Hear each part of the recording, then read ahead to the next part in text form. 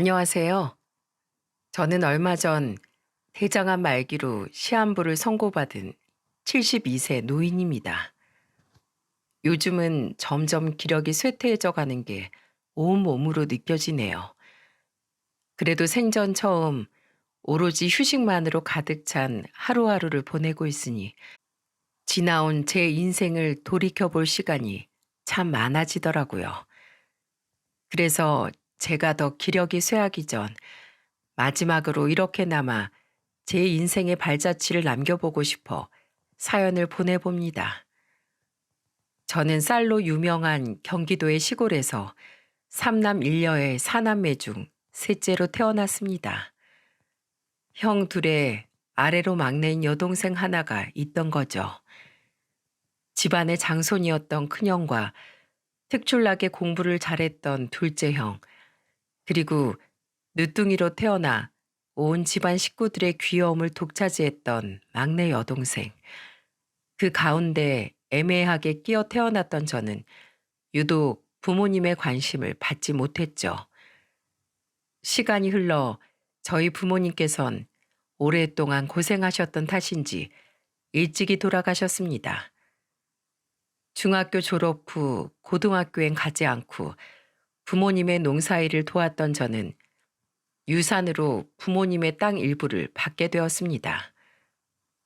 아주 작은 부분의 농과 거의 쓸모가 없어 방치되었던 외진 곳의 땅이었죠. 나머지 땅과 재산은 다른 형제들에게로 돌아갔고요. 형들은 자신들은 농사에 관심 없다며 물려받은 논들을 전부 팔아버렸습니다. 그렇게 부모님과 함께 살던 이곳엔 저 혼자만이 남게 되었죠. 저는 그곳에서 마을 이장님의 주선으로 아내를 만나 결혼을 하게 되었습니다.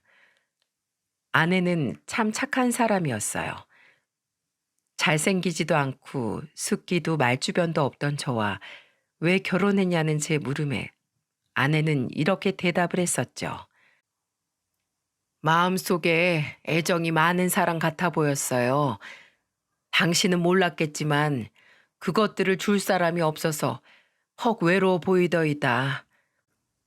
내가 가족을 많이 만들어주고 싶다는 측은지심이 들더라고요. 측은지심? 이 사람이 그럼 내가 불쌍해서 결혼해 줬다는 거야? 왜요? 고맙죠? 그럼 고맙고 말고. 당신 그 착한 마음이 사람 하나 살렸구먼. 가족을 많이 만들어주고 싶었다던 아내는 정말로 제게 5명의 아이를 선물해 주었습니다. 위로 아들 둘과 딸 하나, 아래로는 셋째 아들과 막내딸까지 이렇게 5남매를요. 저는 5아이 모두에게 똑같은 애정을 주기 위해 노력했어요. 어릴 적 제가 부모님께 애정을 갈구했던 경험을 아이들에겐 시켜주고 싶지 않았거든요.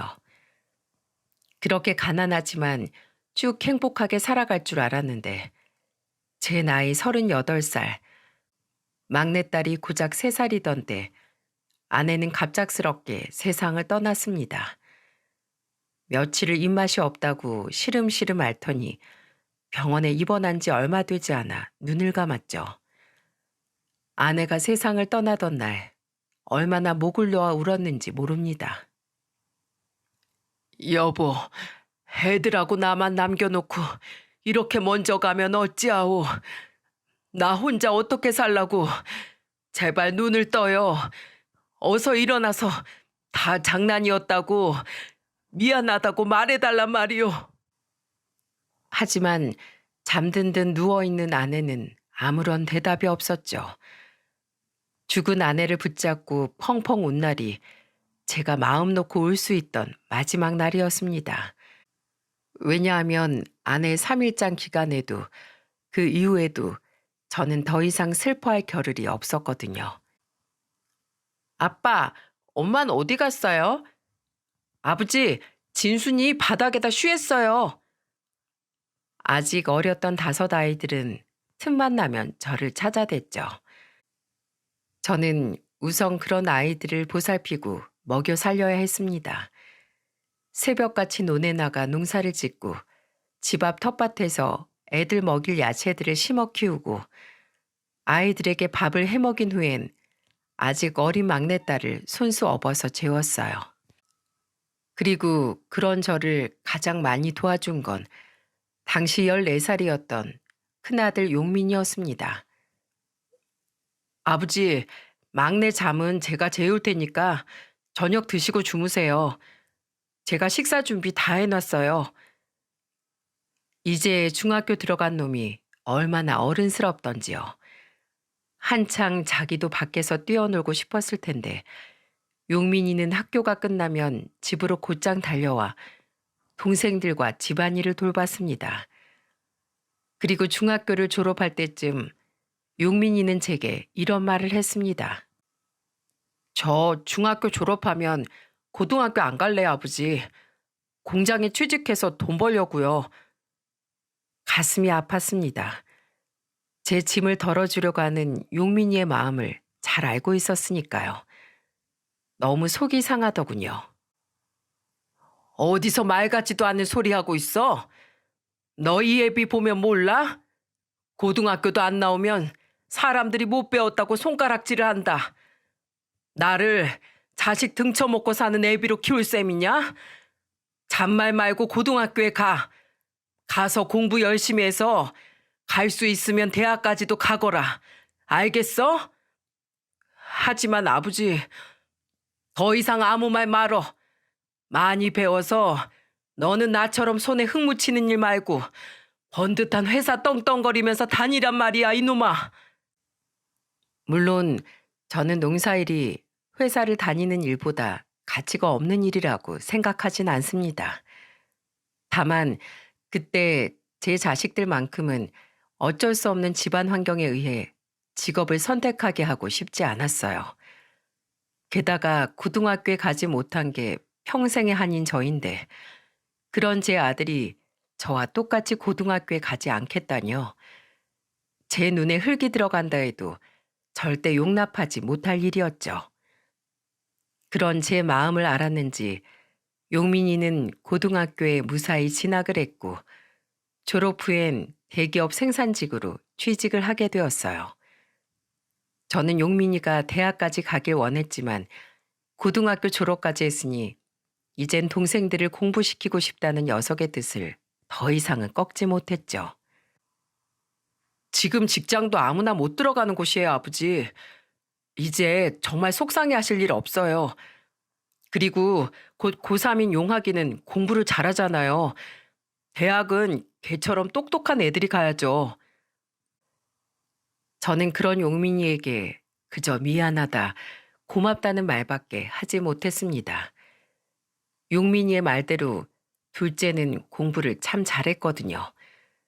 비록 제 형과는 다르게 집안일엔 별로 관심이 없었지만서도요. 그렇게 시간이 흘러 첫째는 공장에서 만난 차만 아가씨와 결혼을 했습니다.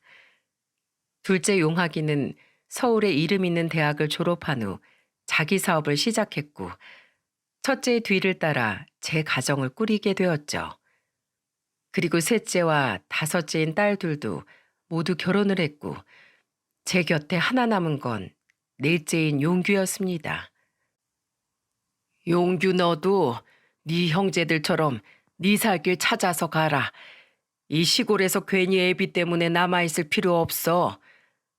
제가 좋아서 남는 거예요. 그리고 저 농사일이 체질에도 맞는 것 같고요. 제가 어릴 적부터 해온 일이 이건데 지금에 와서 다른 일을 찾고 싶지 않아요. 그러니까 아버지도 제 걱정은 마세요. 다섯 남매 중 유일하게 첫째처럼 속이 깊고 의젓한 아이였어요. 넷째는 그렇게 저와 함께 농사일을 같이 하다 다섯 아이 중 마지막으로 선을 봐 결혼을 하게 되었어요. 비록 넷째는 저와 함께 살게 되었지만 5명의 자식들을 모두 출가시키고 나니 그제야 저도 한숨을 돌리겠더라고요. 제가 할 일을 모두 끝마친 것 같았죠. 넷째 내외가 결혼 후 신혼여행을 떠난 날 처음으로 집에 혼자 남은 저는 아내 사진을 보며 중얼거렸습니다. 여보, 보고 있소? 드디어 용규마저 지 가정을 이루었다오. 며느리도 얼마나 예쁘고 선한지 몰라. 내가 분가하라니까 자기는 아버지가 없어서 시아버지 모시고 살게 된 게 참 좋다고 어찌나 예쁘게 얘기를 하던지. 우리 첫째 며느리랑 참 잘 맞을 것 같아. 둘 다 참 심성이 고운 것이 말이야.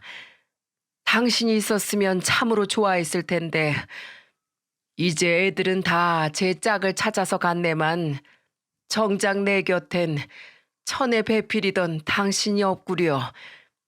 이건 애들한테 비밀인데 며느리들이 아무리 예쁘고 착해도 내 눈엔 당신만은 못한 것 같다오. 내가 결혼 하나는 참 잘했었지. 안 그렇소? 여보, 여보, 거기선 잘 지내는 거 맞지?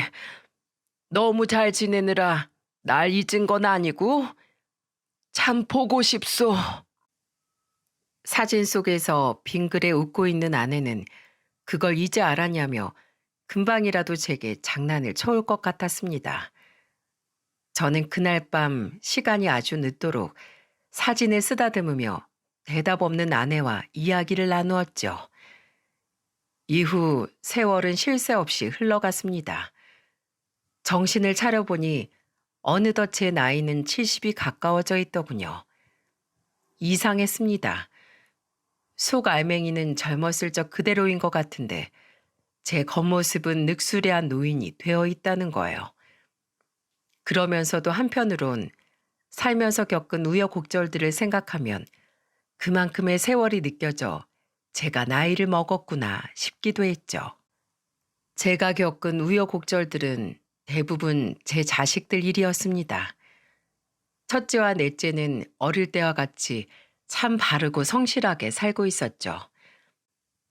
며느리들도 제 지아비를 닮아서인지 참 착한 효부였습니다.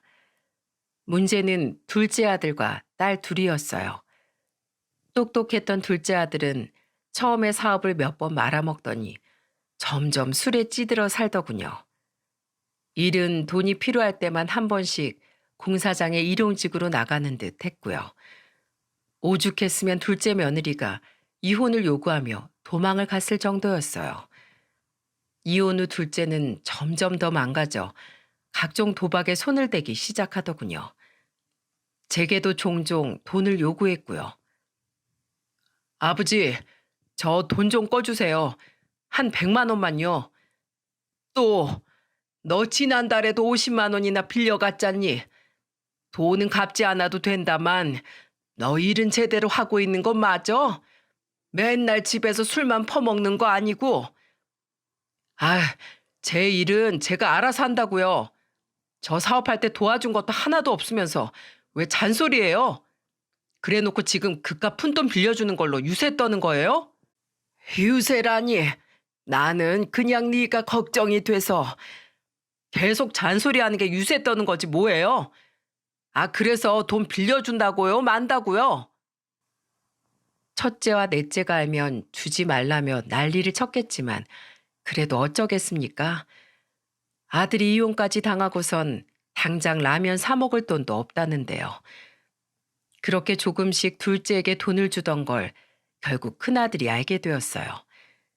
이체 내역이 남아있는 제 통장을 보고 만 거죠. 큰아들은 이를 뿌듯 깔더니 얼마 지나지 않아 찾아온 추석날 가족 모두가 모인 앞에서 으름장을 놓더라고요. 둘째 너, 나한테 돈 빌리러 왔을 때 내가 뭐라고 했어? 내가 아버지한테는 절대 손 벌리지 말라고 했지? 그러면서 내가 500이나 해줬는데 아버지한테 그동안 계속 돈을 타갔어? 나 몰래? 야, 이 망할 자식아.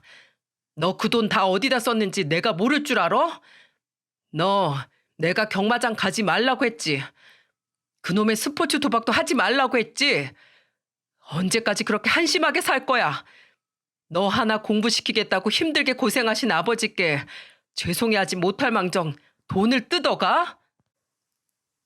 둘째는 아무 말도 못하고 고개만 푹 숙이고 있었어요. 저한테는 함부로 해도 둘째뿐만이 아닌 다른 아이들 모두 큰애의 말엔 꼼짝을 못했었거든요. 첫째가 윽박 지르자 제 오빠가 혼나고 있는 일이 뭐가 그렇게 재밌는지 셋째가 웃으며 거들더군요. 내가 김용학 저거 언제 한번 큰오빠한테 뒤지게 혼날 줄 알았다. 정신 좀 차려 인간아. 저러니까 둘째 세연이가 도망을 가지. 김명순 너도 똑같아. 너 이번에 다단계 하다가 사기당해서 윤서방이 모은 돈 홀라당 날렸다며? 윤서방이 이혼하자고 했다고 울며 불며 아버지한테 찾아가서 돈 해달라고 한 거. 그래서 아버지가 대신 윤서방한테 싹싹 빚인 거 내가 모를 줄 알아? 그래서 오늘도 윤서방 여기 안 온 거잖아. 뭐야? 그걸 큰오빠가 어떻게 알았어? 아빠가 말했지. 내가 큰오빠한테 절대 말하지 말라고 했잖아. 진짜 창피하게. 너 아버지한테 말 똑바로 안 해? 아버지가 그런 거 말씀하실 분이야? 다 넷째 제가 옆에서 봤으니까 나한테 얘기해 준 거지. 명순이는 동생인 넷째를 획 쏘아보더군요. 넷째는 그저 어깨를 으쓱해 보였고요. 저는 분위기가 점점 험악해지자 큰아들을 애써 말려보았습니다. 막내딸은 집이 멀어 오지 못했지만 그래도 가족끼리 다 같이 오랜만에 모인 자리인데 더 이상 분위기를 흐트러뜨리고 싶지 않았어요.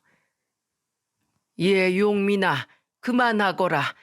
오늘은 명절 아니냐? 형제들끼리 사이좋게 지내야지. 애들도 지금은 다 뉘우치고 있어. 아버지께서 계속 애들을 오냐 오냐 하시니까 쟤네가 더 버릇없이 구는 거잖아요.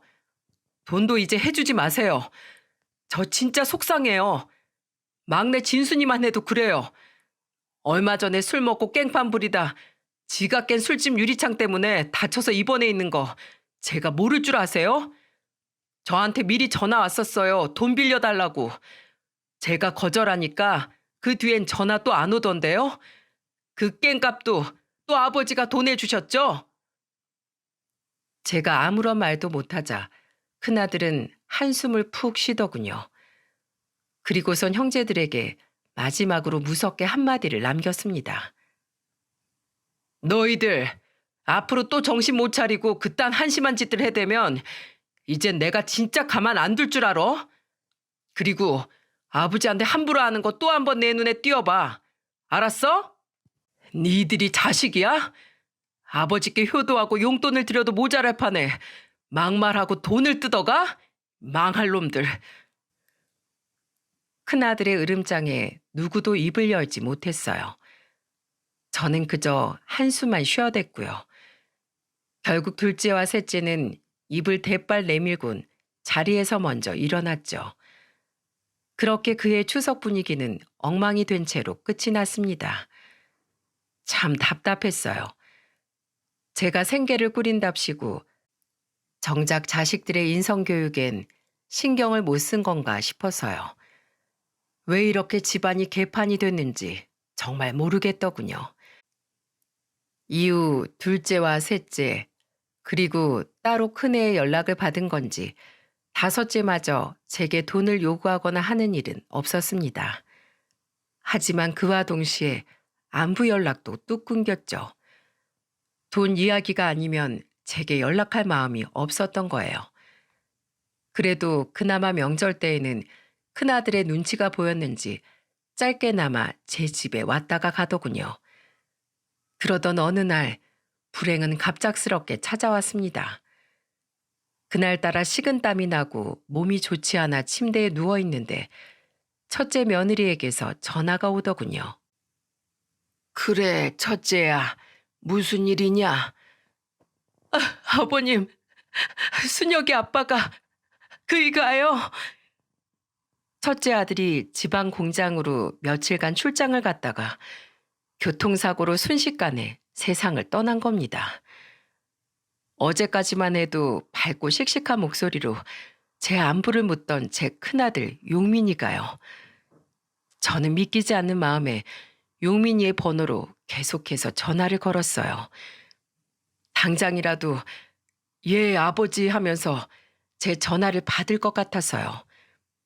하지만 휴대폰 너머에선 그저 연결이 되지 않는다는 안내 음성이 흘러나올 뿐이었습니다. 용민이의 휴대폰은 사고가 날 적에 반파된 용민이의 차와 함께 산산조각이 났었거든요. 저는 첫째의 장례식 내내 장례식장에 한 번도 가보지 못했습니다.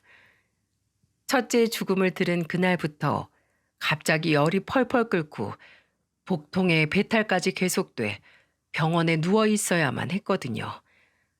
늙고 노쇠한 제 몸은 결국 제 아들의 마지막 모습마저도 보지 못하게 만들었죠.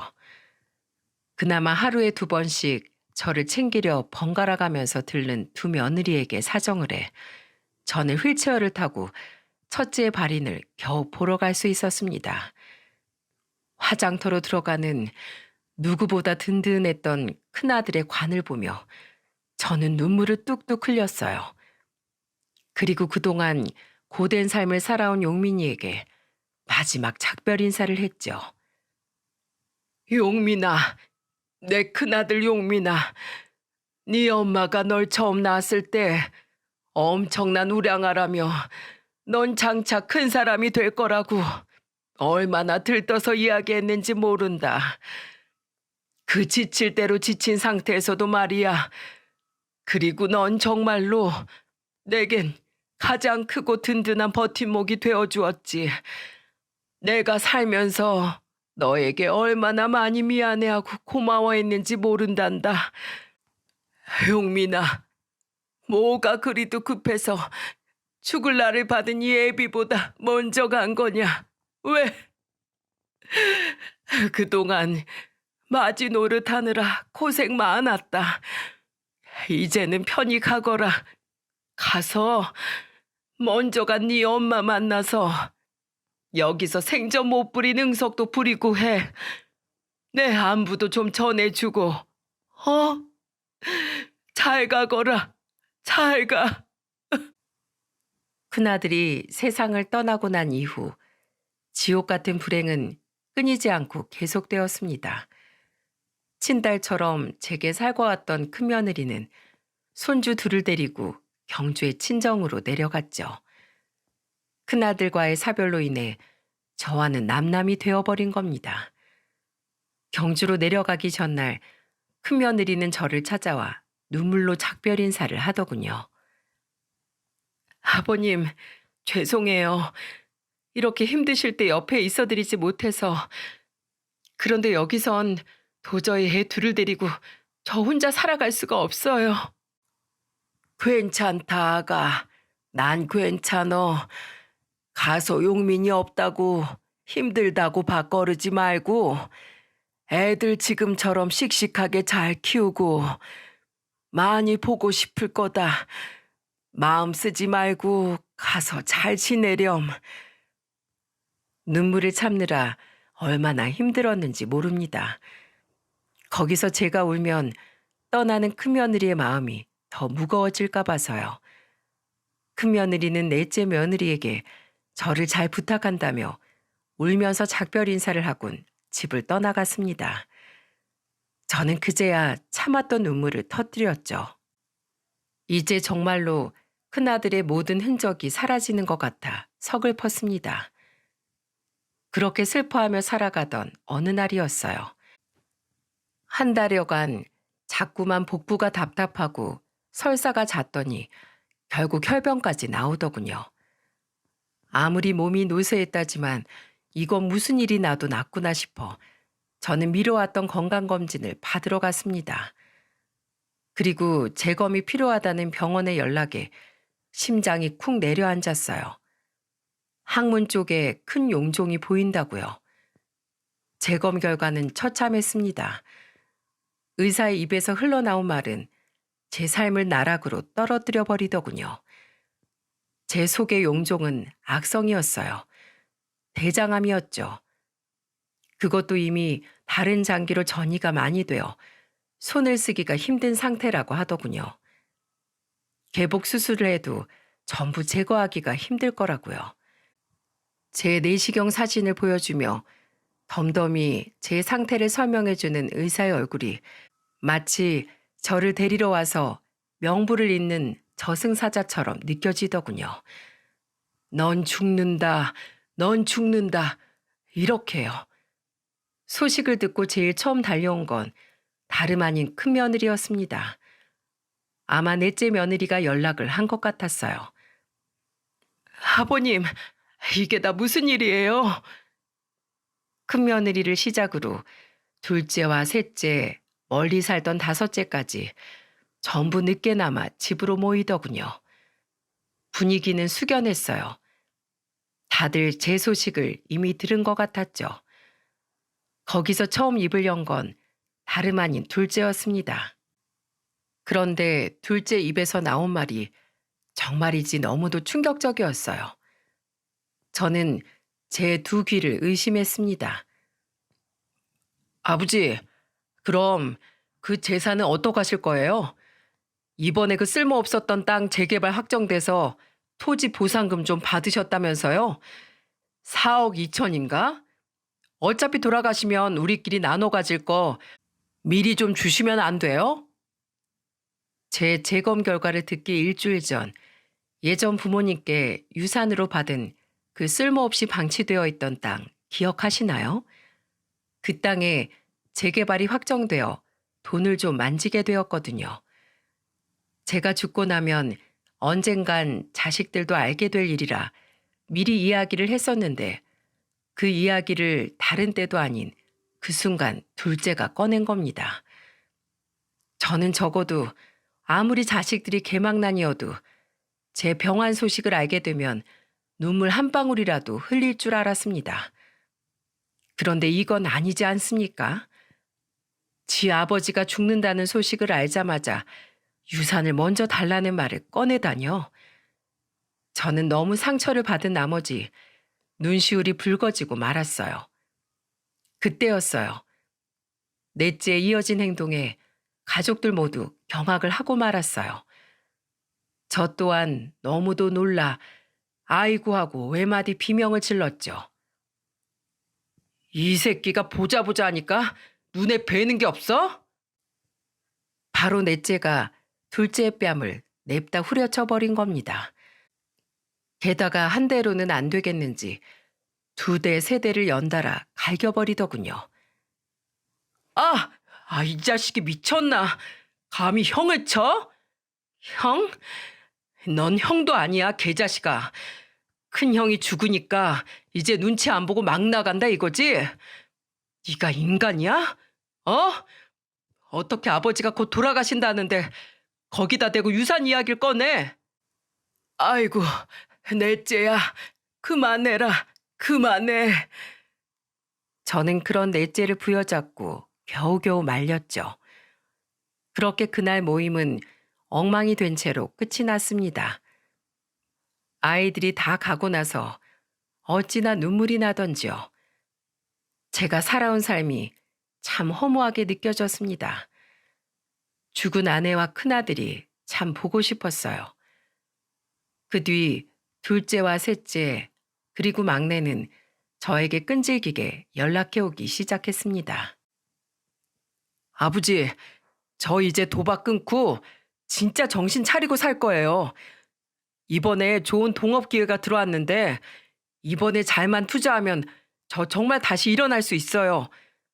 그래도 아버지 돌아가시기 전에 제가 조금이라도 잘 되는 모습을 보셔야 마음 편히 가시지 않겠어요?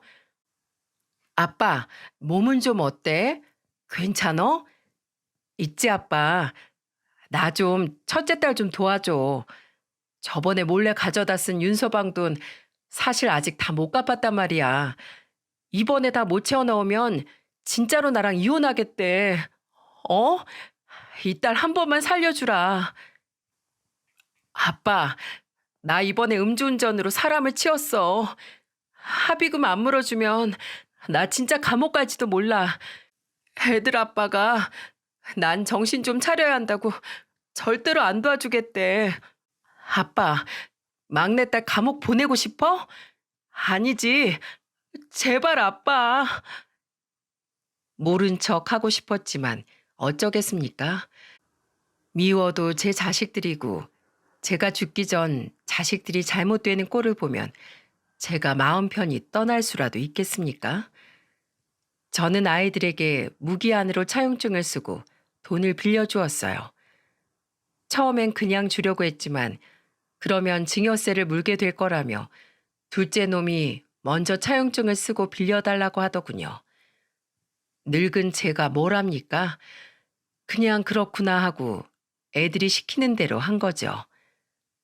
그리고 2달 뒤 평소처럼 텃밭에 나가 채소를 뽑으며 소일거리라도 하고 있는데 일이 터졌습니다. 갑자기 머리가 핑 하도 도는 것 같더니 그만 제가 정신을 잃고 만 거예요.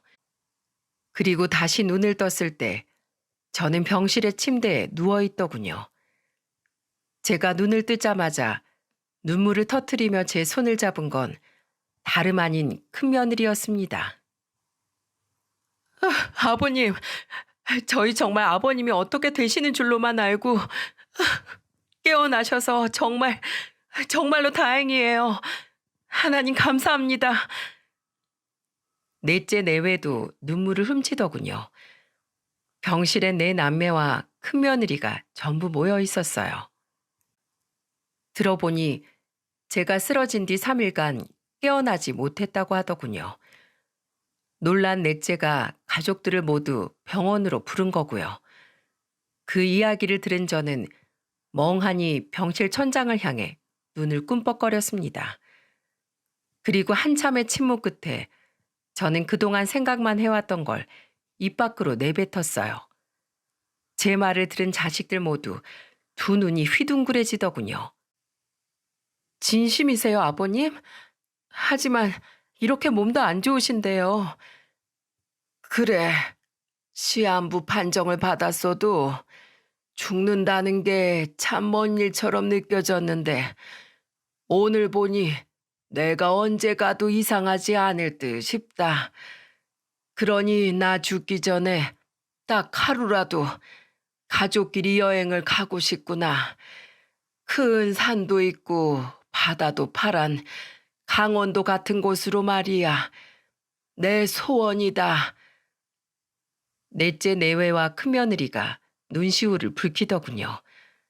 그런데 그때 둘째가 갑자기 인상을 팍 쓰며 이렇게 말하는 겁니다. 아, 진짜 노인네.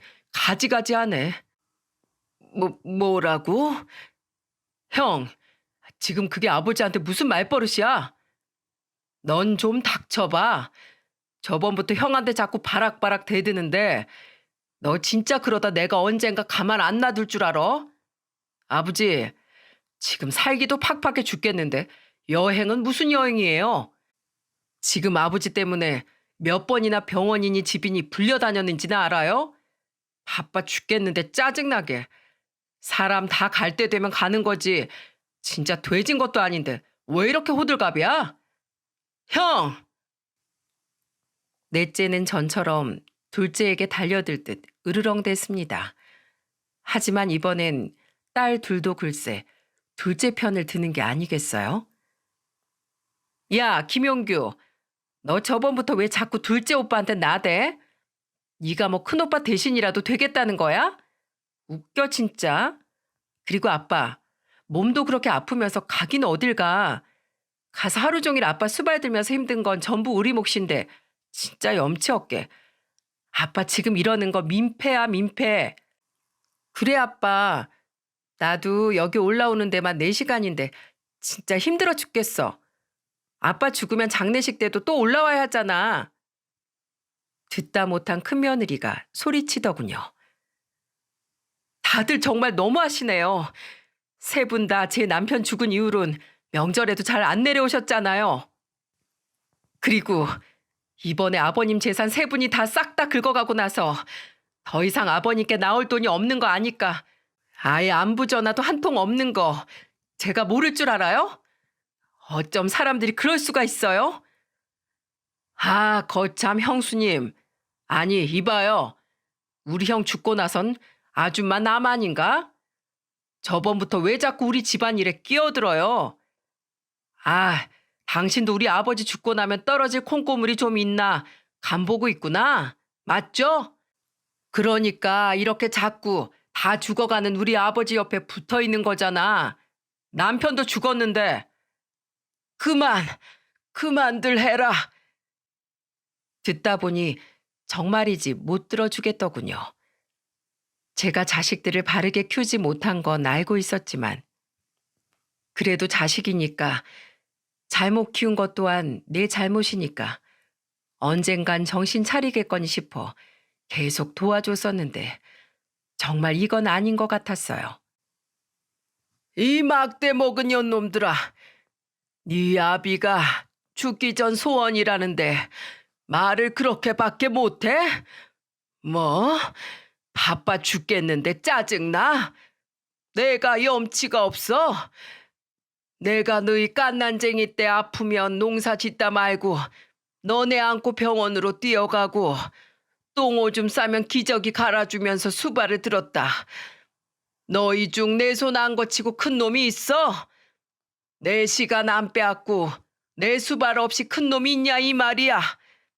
어디 내 앞에서 뚫린 입이라고 건방지게 그런 말을 짓거려. 처음으로 제가 버럭하자 그제야 그 망할 놈들은 입을 다물고 아무 말도 못하더군요. 표정은 굉장히 못마땅해 보였지만은요. 저는 시근덕대며 말을 이었습니다. 그리고 둘째 너, 네 형수한테 그게 무슨 말버릇이야. 네 형 살아있을 때도 죽었을 때도 넷째 내만큼 나한테 잘한 게 바로 네 형수다. 네 놈들이 내 돈이나 뜯어내려고 혈안이 됐을 때 말이야. 둘째는 제 말에 큰며느리와 넷째만 괜히 노려보다가 휙 하고 병실을 나가버리더군요. 둘째가 나가자 셋째와 막내도 제 오빠를 따라 나가버렸고요. 허탈하더군요. 제가 저런 놈들이 여태 제 자식이라고 끼고 살았습니다. 어찌나 허탈했던지 눈물이 뚝뚝 떨어지더라고요. 아버님, 울지 마세요. 여행 우리끼리 가요. 네? 형님 말씀대로 우리 넷이서 가요, 아버님. 속초로 갈까요? 아니면 강릉? 둘째와 셋째, 다섯째는 결국 끝까지 연락이 오질 않더군요. 그렇게 일주일 뒤 우린 속초로 향했습니다. 그날 본 울산 바위의 절경이 어찌나 멋지던지요. 저는 숙소의 벤치에 앉아 그 웅장함을 한참 동안 멍하니 올려다보았죠. 모든 일이 다 덧없이 느껴지더군요. 그리고 그날 저녁 식사 때 저는 일주일간 제가 준비한 모든 것에 대한 이야기를 꺼내놓았습니다. 제 말을 들은 넷째와 며느리들은 놀란 표정을 감추지 못하더군요. 얼마 전에 유언장 쓰고 공증까지 받고 왔다. 동네 이장 내외한테 증인 서달라고 부탁까지 해서 말이야. 유언장이요, 아버지? 그래. 내가 이번에 쓰러져 보니까 내가 살아봐야 한 6개월이나 더 살까 말까 하는 듯 싶구나. 그래서 너희들한테 이렇게나마 보답을 하고 싶다. 내 진짜 가족이 누구인지 이제 알았어. 내 가족은 여기 있는 너희랑 우리 큰 손주들 뿐이 없다. 그러면서 저는 자식들에게 여태 털어놓지 않았던 이야기를 해주었습니다. 자식들 중 그 누구에게도 이야기하지 않았던 저만의 비밀이요. 사실 제가 받은 토지 보상금이 4억 2천이 아닌 8억 4천만 원이었거든요. 그런데 그 사실을 안 마을 이장이 제게 그러더군요. 노인네가 죽을 때까진 가지고 있는 돈이 있어야 자식들한테 무시를 안 받아.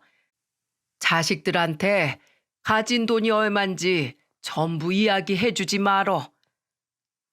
처음엔 그 이야기를 신경 쓰지 않았는데 날이 갈수록 더욱더 큰 금액을 요구해대는 자식들, 특히 둘째를 보니 왠지 일리가 있는 말 같더군요. 그래서 일부러 금액을 절반으로 줄여 이야기했던 거죠. 그때 그 돈을 아껴놓지 못했으면 분명 어떻게 해서든 그 연놈들이 남은 돈을 죄다 털어갔을 게다. 남은 돈들하고 조금 있는 내 땅 너희들에게 나눠주마. 저는 변호사와 상담한 후 유언장에 작성한 내용들을 모두 들려주었어요.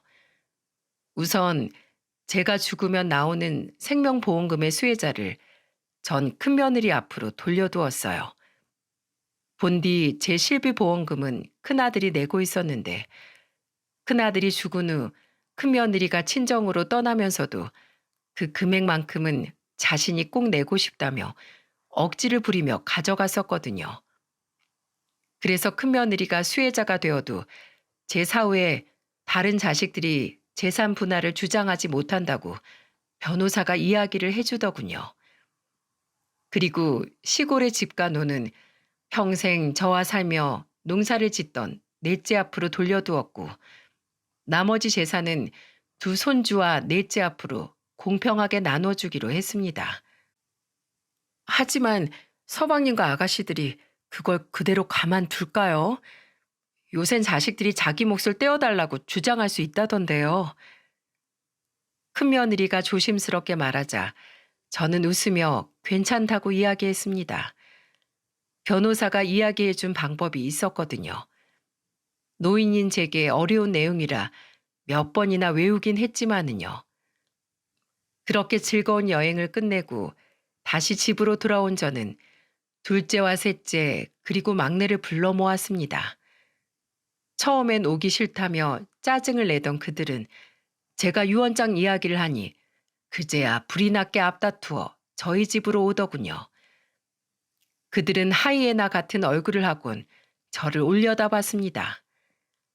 저는 그런 그들에게 제 유언장의 내용을 그대로 들려주었어요.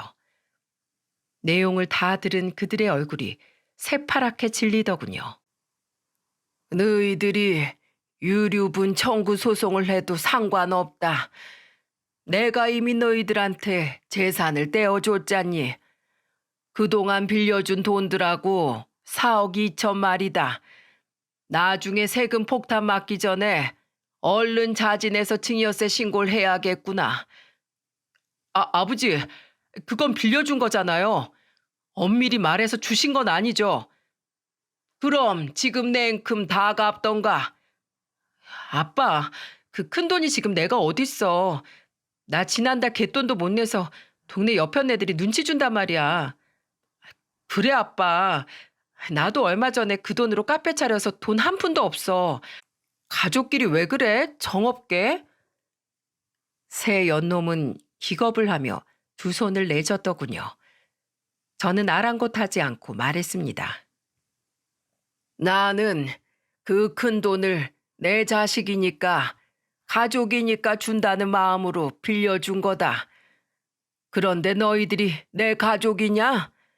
나를 다 죽어가는 귀찮은 늙은이 취급하는데 내가 너희들을 가족이라고 생각해야 되냐 이 말이야. 저번에 그 돈뿐 아니라 그동안 빌려준 돈들 이체 안 내요. 내가 전부 갖고 있다. 지금 당장 그 돈들 다 갚어. 아버지, 아버지라고 부르지도 마라. 이 인간 같지도 않은 놈. 널 위해서 네 형이 얼마나 희생했는지도 모르고 지영수한테 뭐? 아줌마? 넌 더 이상 내 아들도 아니야. 돈들 갚기 싫으면 당장 증여세 과세까지 낼 생각해라. 내가 불이익 당하는 한이 있더라도 불법 증여로 싹 다 신고해 버릴 테니까 과세 물기 싫으면 너희들이 자진해서 신고하던가. 딱 일주일 준다. 제 말에 다들 아무런 말도 못하더군요. 그도 그럴 것이 그때 빌려준 돈뿐만 아니라 그 전에 야금야금 제게서 빌려간 돈만 해도 상당했기에 분명 세금 폭탄을 맞을 것이 분명했거든요. 세 명 다 지난번 제게 빌려간 금액만 해도 1억이 넘어가니까 말이죠.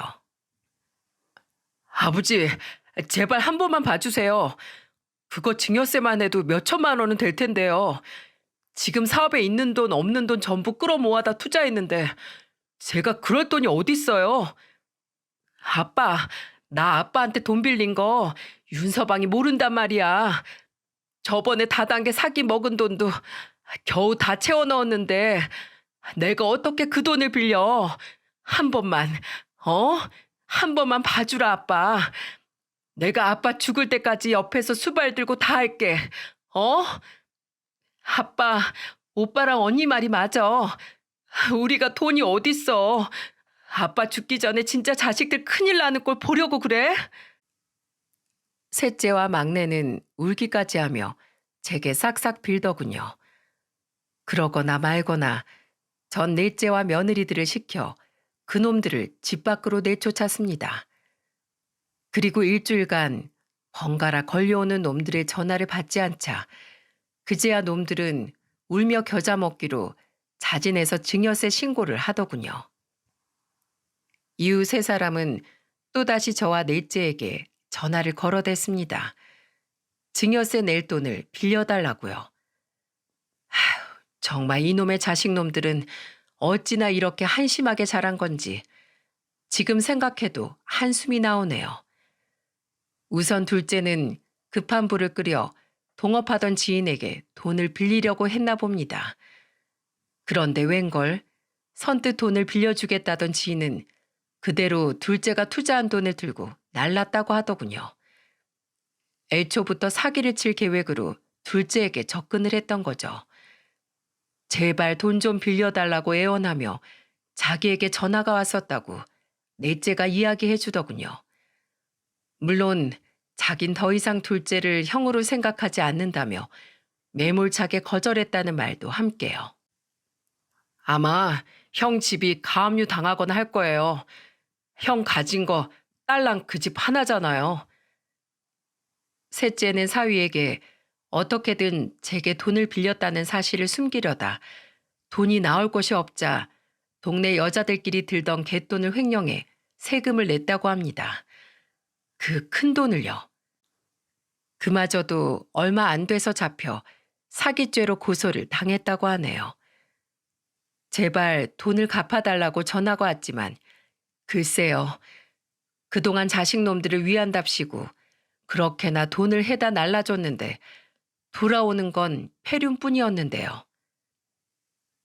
남의 돈을 제 돈처럼 가져다 썼으면 그만한 대가를 치러야지. 내가 너희를 어디서부터 잘못 키웠나 했더니 계속 너희들이 잘못될까 싶어 돈이든 정이든 퍼다 나르고 오냐오냐 키운 것부터가 잘못인 걸 내 이제서야 깨달았다. 콩밥을 먹든 뭐라든 너희들 알아서 해. 정신 좀 차려라 이거사. 그리고 마지막으로 막내는 오픈한 지 얼마 안 된 자신의 카페를 담보로 대출을 받았다고 하네요. 하지만 허구한 날 술을 퍼마시고 술을 먹고 사고를 쳐대는데 매일 아침 카페를 제 시간에 열 수나 있었겠습니까? 당연지사 운영이 엉망이니 매출도 점점 떨어졌겠죠. 최근에도 술에 잔뜩 취해 아직도 정신 못 차리고 제게 전화를 걸어 이게 다 아빠 때문이라며 고성을 질러대더군요.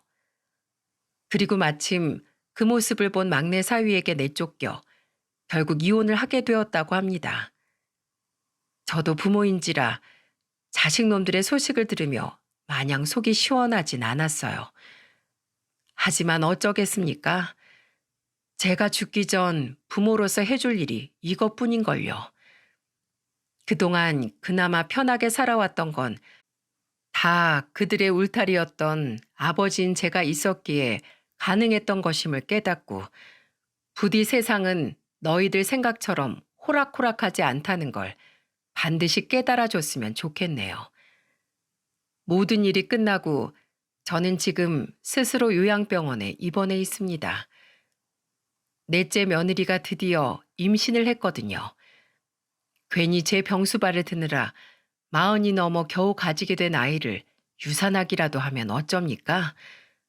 꺼져가는 생명 때문에 피어오를 새순을 꺾으면 안 되죠. 제가 요양병원에 들어간다니까 넷째 내와 마찬가지로 큰며느리 또한 극구 반대를 했었습니다. 자신이 있는 경주로 오시라고 자신과 손주들과 함께 살자던 큰며느리의 마음이 어찌나 고맙던지요. 하지만 큰며느리도 다시 새 사람을 만나 새 출발을 해야 되지 않겠어요?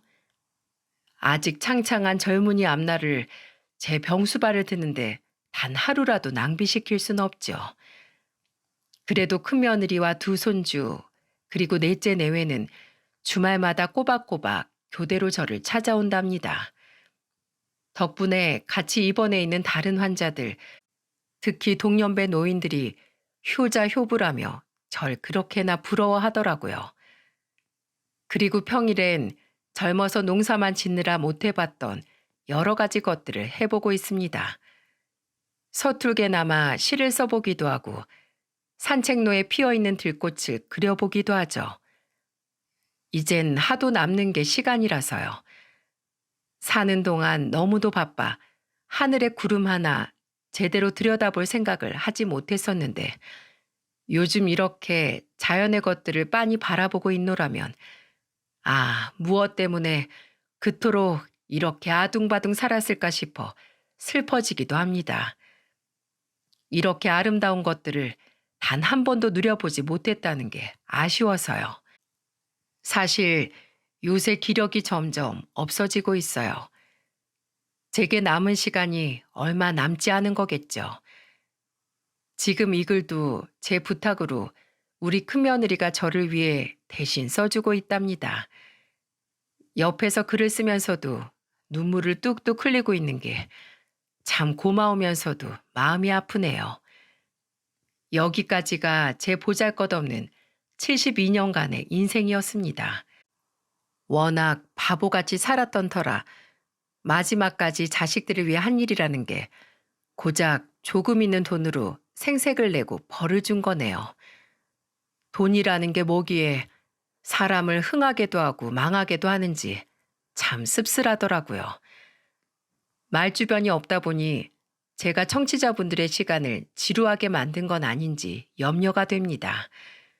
그래도 혹시 이 재미없는 글을 끝까지 들어준 분이 계시다면 저에게 그래도 당신 열심히 살아왔다고 그동안 잘 살아왔고 수고했다고 한 번씩만 응원해 주세요.